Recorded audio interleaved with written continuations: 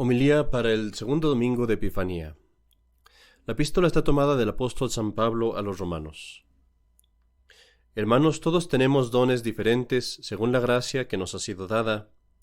Unos la profecía según la medida de la fe, otros el ministerio para servir, otros el don de la enseñanza para enseñar, quien el de la exhortación para exhortar, quien el de dar con sencillez, quien presida con solicitud, quien practica la misericordia, hágalo con alegría. Vuestra caridad sea sincera, aborreciendo el mal, adhiriéndoos al bien, amándoos los unos a los otros con amor fraternal, honrándonos unos a otros por porfía. Sed diligentes sin flojedad, fervorosos de espíritu, como quien sirve al Señor. Vivid alegres con la esperanza, pacientes en la tribulación y perseverantes en la oración. Subvenid a las necesidades de los santos, y sed solícitos en la hospitalidad. Bendecid a los que os persiguen, bendecid y no maldigáis. Alegraos con los que se alegran, llorad con los que lloran. Sed unánimes entre vosotros, no seáis altivos, mas allanaos a lo humilde. El Evangelio está tomado del Evangelio de nuestro Señor Jesucristo según San Juan.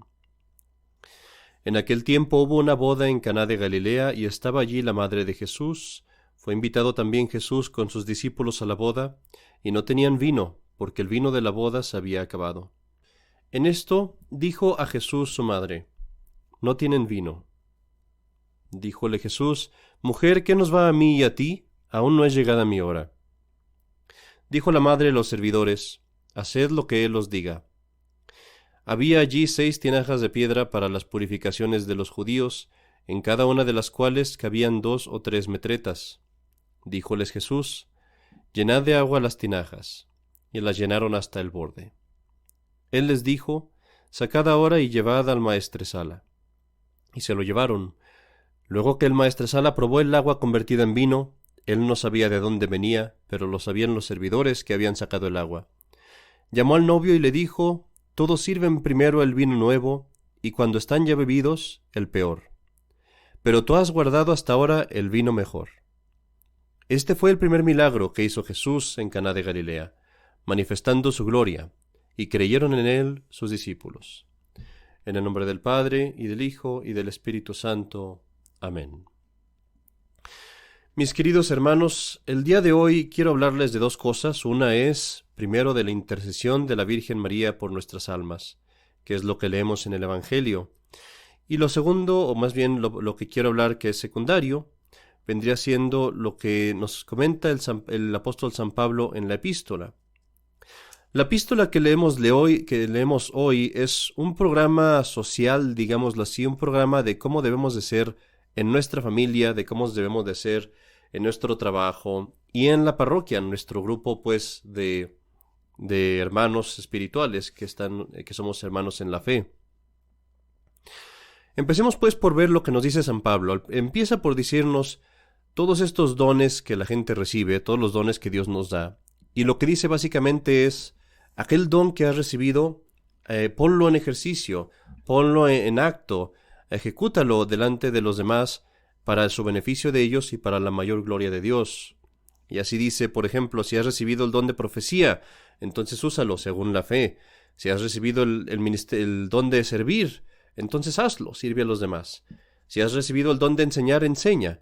Si has recibido el don de ser el que está a cargo, entonces está a cargo con solicitud. Y así lo dice con todo. De estas cosas, mis queridos hermanos, aprendemos, primero, que no todos tenemos todos los dones, y que es importante entonces identificar a qué es el don que Dios me ha dado, y eso ponerlo al servicio de los demás, y entender también que hay dones que Dios no me ha dado, y entonces dejar que otros pongan ese don en su cargo. Y así, por ejemplo, puede ser que otro sea el que ha recibido el don de mandar, y no yo. Y entonces yo voy a recibir tal vez el don de limpiar, o de hacer bien la comida, o de hacer cualquier otra cosa, y eso es lo que yo debo hacer. Y si ese es el caso, entonces no me debo de enojar si otras personas mandan, o si otras personas enseñan, o si otras personas se hacen cargo del dinero, o si otras personas son las que tienen la gloria, porque yo tengo que ejecutar el don que Dios me ha dado y nada más. También otra cosa que aprendemos de esto, de lo que nos dice San Pablo, es que debemos de servir a la causa de Dios y no basta nada más el ir a misa los domingos, no basta nada más el decir mis oraciones por mi cuenta. Mucha gente va a misa pensando que ir a misa es como ir a que me den un servicio, voy, recibo mi servicio, recibo mis sacramentos y me voy. Y no se dan cuenta que la iglesia, la parroquia, es una familia. Y así como en la familia todos tienen el deber de contribuir en algo, no solo en dinero, sino también en tiempo y en esfuerzo. Así los que vamos a una parroquia tenemos el deber de contribuir en lo que pueda. Si puedo cantar, de ir a cantar al coro. Si soy bueno para limpiar, pues de ir a limpiar la parroquia de vez en cuando. Si soy bueno para acomodar cosas, para adornar, pues adornar la capilla en lo que me sea posible. Entonces tengo que tener ese espíritu que nos dice San Pablo, que dice: sed diligentes, sin flojedad, fervorosos de espíritu, como quien sirve al Señor. Es decir, no seas flojo en lo que toca a servir a Dios, sino piensa para ti mismo, ¿qué más puedo hacer? ¿Qué dones tengo que yo puedo poner aquí al servicio de Dios? Pero aquí es una cosa que es muy importante es, cuando nos hacemos voluntarios para servir a Dios de esta forma, debemos de hacerlo con humildad y con obediencia. Es decir, de nada sirve que yo vaya a la iglesia y que yo diga, voy a servir aquí en la iglesia haciendo lo que yo quiero hacer, haciendo lo que a mí me parece que se debe hacer, porque entonces no haces nada. Eres más bien un obstáculo que una ayuda. Lo que uno debe hacer es ir y decir a la persona que está en cargo, al sacerdote, al párroco, a quien sea, decirle, ¿en qué puedo ayudar? Tengo este talento, tengo estas cosas que puedo hacer, ¿cómo las puedo poner aquí en práctica para ayudar? Y entonces vengo aquí a servir, y a que se me diga qué hacer, no a mandar. Y el apóstol San Pablo nos dice eso también, cuando dice en la epístola, que nos debemos de honrar unos a otros, y cuando nos dice al final, no seáis altivos, mas allanaos a lo humilde, es decir, humíllate, obedece, ve más bien a servir que a ser servido. Finalmente, queridos hermanos, para que una parroquia o una familia o un grupo cualquiera que se dedique a servir a Dios tenga éxito, es necesario, como dice San Pablo, que amemos, que tengamos caridad a los otros, pero que sea sincera. Es decir, que no sea nada más de las palabras o de los actos, sino que venga del corazón. Y para que podamos amarnos unos a otros sinceramente, queridos hermanos, no basta con no murmurar y no basta con no hacerle mal a los demás, es necesario no pensar mal de los demás, pensar bien de los demás, no juzgarlos. A veces yo tengo que juzgar las acciones de los que están junto a mí, y tengo que juzgar si el que está haciendo esto que está haciendo esta persona está bien o mal, para yo ayudarlo o para no ayudarlo, para estorbarle tal vez lo que hace. Pero juzgo la acción, no a la persona, y nunca debo de juzgar esta persona es mejor que yo, o esta persona es inferior a mí, o peor que yo. Ese juicio le pertenece a Dios. Si yo me abstengo de juzgar a los demás, me será muy fácil amarlos sinceramente. Y si nos amamos unos a otros sinceramente porque no nos juzgamos, nos va a ser muy fácil vivir con nuestros defectos, convivir con las dificultades que vienen de la convivencia y servirnos unos a otros en lo que podamos. Hasta ahí la epístola, mis queridos hermanos, y ahora hablemos un poco de lo que es el Evangelio. En el Evangelio se nos cuenta la historia de las bodas de Caná, en donde nuestro Señor hace su primer milagro por la solicitud, ni siquiera una solicitud específica, sino una solicitud muy vaga, pero a final de cuentas solicitud de su madre, la Virgen María. Y mis queridos hermanos, toda la historia que leemos en el Evangelio se puede aplicar espiritualmente a nuestras almas. Pero antes de hablar de eso, quiero decir una cosa que nos va a servir como un preámbulo. Nada es más importante en tu vida que la religión. Nada. El tener dinero y ser rico, o tener suficiente, no es tan importante para ti como la religión, porque el dinero se te va a acabar, pero la religión determina tu salvación. el si eres una persona que se ve bien cuando se mira al espejo o se ve mal, o si estás engordando o no, o si tienes salud o no, no es tan importante para ti como la religión, porque todas esas cosas se van a perder cuando mueras, pero la religión es lo único que te va a salvar para toda la eternidad. Si tú tienes muchos amigos o pocos, si eres popular o no, si la gente te acepta o te rechaza, nada de eso importa para ti, sino si tú estás bien con Dios. Porque todos los hombres, por más que te amen o te odien, nada te hacen para tu eternidad. Lo único que importa para tu eternidad es si Dios es tu amigo o no. La religión es lo más importante que tienes en tu vida. Nada es más importante que la religión. Y esto es muy importante que lo entendamos. Al final de tu vida no te vas a preguntar cuánto dinero tuviste, o cuántas casas tuviste, o si tuviste un trabajo exitoso, o si tu negocio fue bien. Al final de tu vida, cuando tus pulmones dejen de funcionar, cuando tu corazón empiece a latir más lento, cuando tus ojos se empiecen a nublar y tu mente se empiece a marear y a perderse en esa niebla de la muerte, la única cosa que te vas a preguntar es: ¿amé a Dios o no? ¿Hablé con Dios o no? ¿Tengo una buena relación con Dios o no? Porque a final de cuentas, mis queridos hermanos, tu vida es la preparación para el eterno matrimonio con Dios. El matrimonio es una figura de tu relación con Dios. Y así lo único que te importa es si tienes amor de Dios o no. El matrimonio que leemos hoy en el Evangelio puede representar muy bien el matrimonio de nuestras almas con Dios. Y el vino, que es la cuestión de la Virgen María, si hay vino o no hay en la boda, ese vino puede representar el amor de Dios en nuestras almas. Y así hoy pregúntate a ti mismo: ¿hay amor de Dios en mi alma? ¿Tengo vino para la boda? Me temo que muchos de nosotros tal vez nos podríamos responder: no tengo vino. No tengo suficiente vino. Sí, los invitados han estado bebiendo algo de eso, pero hay muy poco. Hay muy poco vino, se me acaba muy pronto. Y muchas veces me quedo sin él. No tengo vino.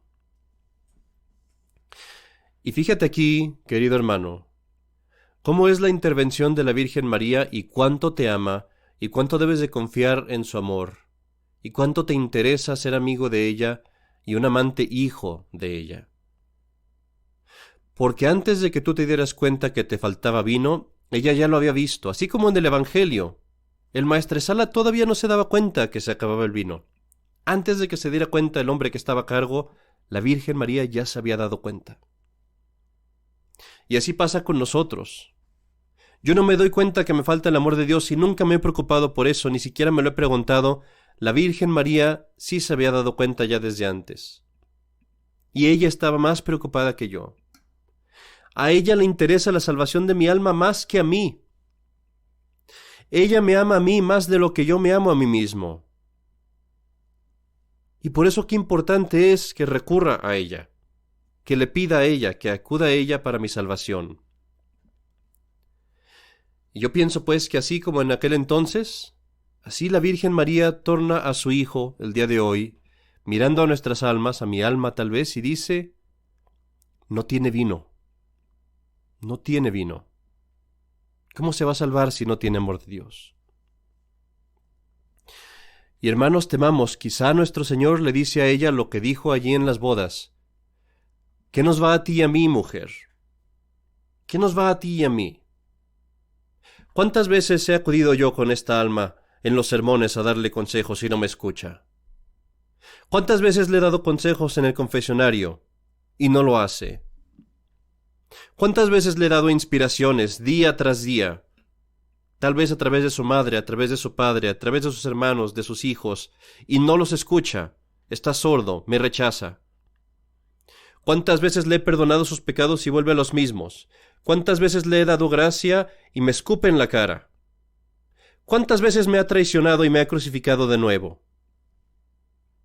¿Por qué le debería de dar más gracia? ¿No es tiempo ya de gracia no es tiempo ya de misericordia, es el tiempo de castigar, es el tiempo de no perdonar más porque ha excedido el límite de sus pecados, ha excedido el límite de lo que tenía aquí establecido para él. Ha derramado demasiadas gracias, las ha desperdiciado. ¿Qué nos va a ti y a mí? Y nuestro Señor, misericordioso y bondadoso como es, quizás le dice eso a su madre, para pedirle, en cierta forma, que pida por nosotros. Y allí es cuando nuestra madre torna a nosotros y nos dice, haced lo que Él diga, haced lo que Él les dice, sigan los consejos, sigue las inspiraciones, esta última gracia que te da mi hijo, practícala, hazla, tómala, no la rechaces, porque puede ser la última.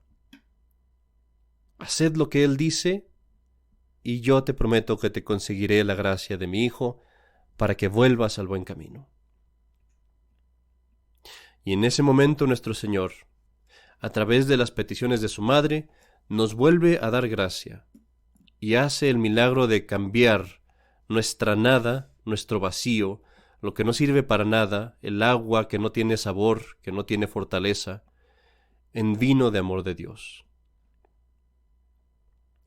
Mis queridos hermanos, ¿cuántas veces habrá estado la mano de Dios con su justicia a punto de caer sobre nosotros? ¿Cuántas veces habrá estado esa mano de la justicia diciendo, hoy muere, hoy se va al infierno, hoy deja de ofender a mi Padre, hoy deja de traicionarnos? Y a punto de caer la mano la detuvo la mano de la Santísima Virgen, diciendo no, porque hoy rezó el rosario, no, porque hoy dijo 3 Aves Marías, no, porque aún tiene el escapulario, no, porque me dice esta oración todos los días.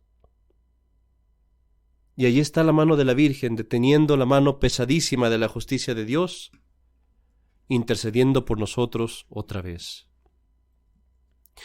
Y si volvemos pues, hermanos, a lo que te decía al principio, si no hay nada para ti más importante que la salvación, y no hay nada en tu vida que sea más importante que la religión, aunque tú te des cuenta o no, entonces no hay nadie para ti más importante que la Santísima Virgen María, nadie más que nuestro Señor Jesucristo. Después de nuestro Señor Jesucristo, la persona más importante en tu vida es la Santísima Virgen María. De ella quieres ser amigo, con ella quieres tener buenas relaciones. Es a ella a quien le debes de pedir para que te consiga las gracias de nuestro Señor. El día tal vez que dejes de rezar el rosario, tal vez ese día que dejes de rezar las Aves Marías, tal vez es el día en el que la mano de la justicia caerá sobre ti. Y por eso, mis queridos hermanos, para que la mano de la Virgen María nunca jamás deje de detener la justicia de nuestro Señor, recen el rosario todos los días. Recen a la Virgen todos los días. No lo dejes de rezar, porque eso es lo que te detiene de caer al infierno. Eso es quizás lo que detiene que no mueras ese día en pecado mortal.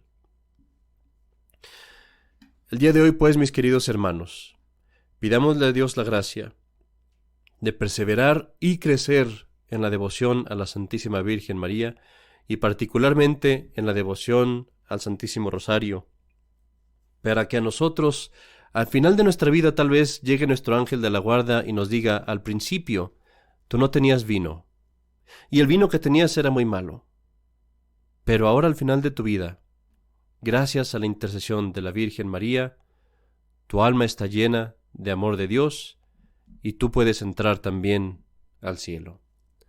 En el nombre del Padre, y del Hijo, y del Espíritu Santo. Amén.